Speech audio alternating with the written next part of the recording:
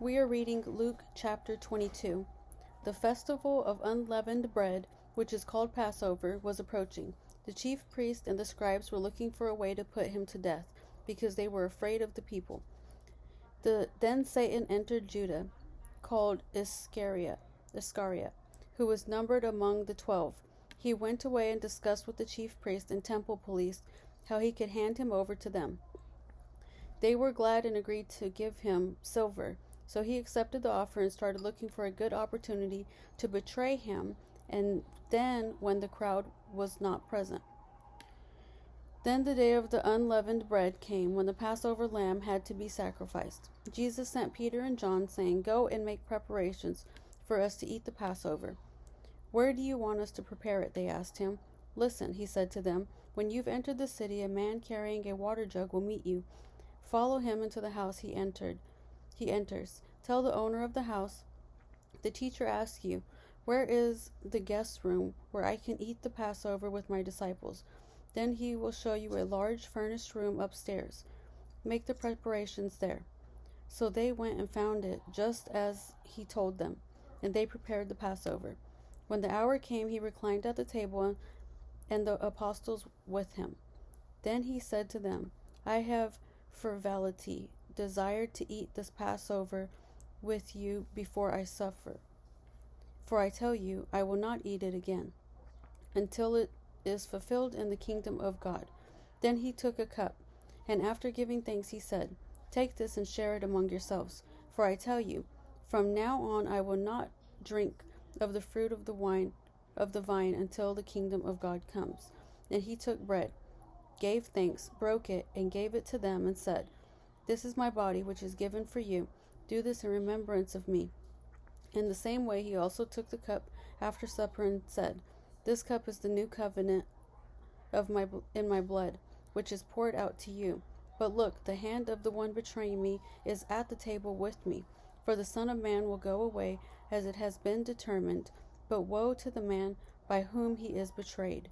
So they began to argue among themselves, which of them it could be who was going to do it. Then a dispute also arose among them about who should be considered the greatest. But he said to them, "The king of the Gentiles lord it over them, and those who have authority over them have themselves called benefactors. It is not to be like that among you. On the contrary, whoever is greatest among you should become like the youngest, and whoever leads like the one serving. For who is greater, the one at the table or the one serving? Isn't it the one at the table? But I am among you as the one who serves. You are those who stood by me in trials.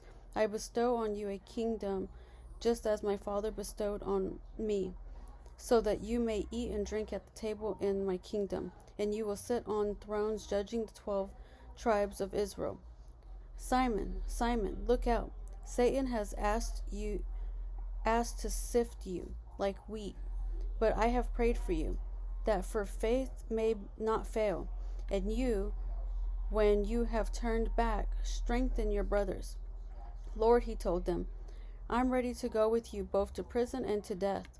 "I tell you, Peter," he said, "the rooster will not crow today until you deny 3 times that you know me." He also said to them, "When I sent you out without money bag, traveling bag, or sandals, did you lack anything?" "Not a thing," they said. Then he said to them, But now, whoever has a money bag should take it, and also a traveling bag, and whoever doesn't have a sword should sell his robe and buy one. For I tell you, what is written must be fulfilled in me." And he was counting among the lawless. "Yes, what is written about me is coming to its fulfillment." "Lord," they said, "look, here are 2 swords." "That is enough," he told them. He went out and made his way as usual to the Mount of Olives, and the disciples followed him. When he reached the place, he told them, "Pray that you may not fall into temptation." Then he withdrew from them about a stone's throw, knelt down, and began to pray, "Father, if you are willing, take this cup away from me. Nevertheless, not my will, but yours be done." Then an angel from heaven appeared to him, strengthening him. Being in anguish, he prayed more fervently, and his sweat became like drops of blood falling to the ground. When he got up from prayer and came to the disciples, he found them sleeping, exhausted from their grief. "Why are you sleeping?" he asked them. "Get up and pray, so that you won't fall into temptation." While he was speaking, suddenly a mob came. One of the 12 named Judah was leading them. He came near Jesus to kiss him. But Jesus said to him, "Judas, you are betraying the Son of Man with a kiss." When those around him saw what was going to happen, they asked, "Lord, should we strike with the sword?" Then one of them struck the high priest's servant and cut off his right ear. But Jesus responded, "No more of this." And touching his ear, he healed him. Then Jesus said to the chief priests, temple police, and the elders who had come for him, "Have you come out with swords and clubs as if I were a criminal? Every day while I was with you in the temple, you never laid a hand on me. But this is your hour and the dominion of darkness." They seized him, led him away, and brought him into the high priest's house. Meanwhile, Peter was following at a distance.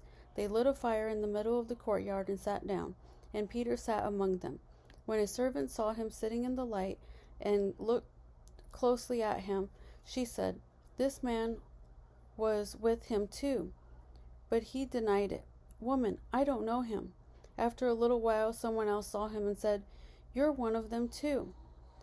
"Ma'am, I am not," Peter said.